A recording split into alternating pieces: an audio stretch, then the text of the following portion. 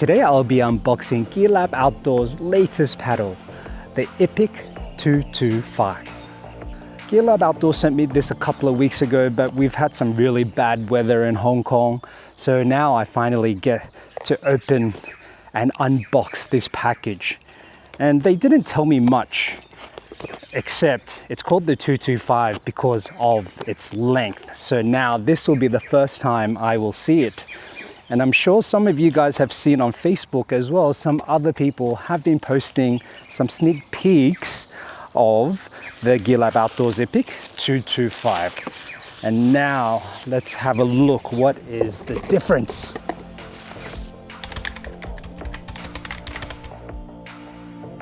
Now that I've paddled 5 minutes with the Ipik 225, it definitely feels different to the Ipik.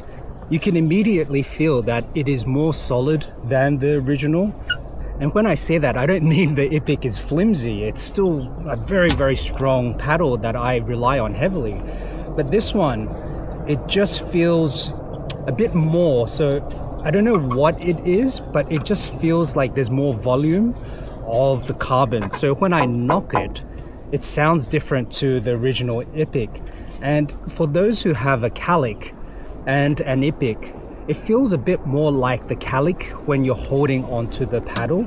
And when I say that, it's only the weight of it, the sturdiness, the build. That's what I mean, like the Calic, because it does feel like there's more substance in the 225. I think it's pretty self-explanatory that with the 225, it is 225 centimeters. So it is 5 centimeters longer than what I'm used to.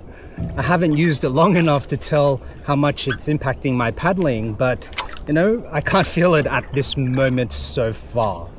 For those who don't know the impacts of having a shorter versus a longer paddle, the longer paddle like the 225, you'll do less cadences, so less strokes, but you'll be having more power and supposedly better for longer distances. So the shorter ones would be good for more like surfing or any other things that you just want to do some quick, powerful, quick cadence paddle strokes. The other thing I noticed is that the pattern of this carbon, the paddle, is absolutely gorgeous. And I did ask before, are they going to make other colors? But they told me no, because they want to keep this natural beauty of the carbon pattern. And I have to say, I do agree that they should show off this carbon paddle like this without any paint over it to make it a different color. Now, apart from the design, the look of it, the surfacing feels different also. So it does feel more grippy. So as you can see, I have one hand with a glove and one hand without a glove. And it's mostly because I forgot to bring my right glove. But it definitely feels more grippy than the original Ipik. And I think it's because of the surfacing. I don't know how they did it, but it feels much more grippy for me. The other big difference is the connector in between the two separate parts of the paddle. And you can see here, they've added this section here, and I believe is so that it becomes much more sturdy when you put and connect the paddle together. But if I think about it, I haven't had any issues with my previous Gearlab Outdoors paddle, but I think they've put it in there just for additional safety, additional stability, just in case you're very, very rough with your paddle. What you see now is the original Ipik compared to the Ipik 225. Funny enough, Gearlab Outdoors didn't tell me what the differences were except for the length. So I really had to discover it myself. And these are really, really nice surprises.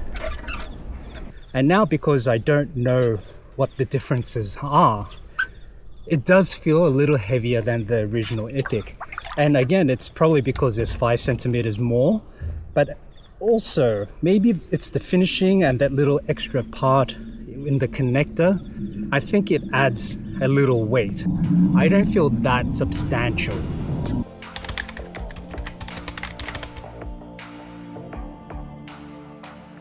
So I've paddled quite a bit with the new Ipik 225, and I'm absolutely loving it. And I've been looking at the smaller details, and The top bit where you can adjust the tip, I noticed there's a little groove with some plastic missing, and thinking about it and thinking about my conversations with Zhongsi at Gearlab Outdoors in Taiwan. Lighter anymore, so we just think about making a tip like 2 grams lighter. You see the level of detail they go through to make the paddle as light as possible for us paddlers out there. They are always looking for innovative ways to have lighter paddles. And this little thing that you can see, this slit, this little slot, it doesn't look like much, but it really changes the weight of the paddle. Now that's really attention to detail. And again, looking a little more closely, the design of the carbon, the pattern actually looks like a mountain, which my friend Arthur said, hey, it looks like a mountain landscape. And I looked at it and it really does. And again, the logo of Gearlab Outdoors, it's like the sun and you've got the waves. It really reflects Gearlab Outdoors brand inspiration, I would say. The other thing I love about the Ipik is the soft-shouldered loom. And you can see here, this is where my hand naturally just falls into place. Some people might not like it. I know some people prefer the rounder loom, but what I really like is the soft shoulder because it's about the width of my shoulders and it just feels really natural where it just sits.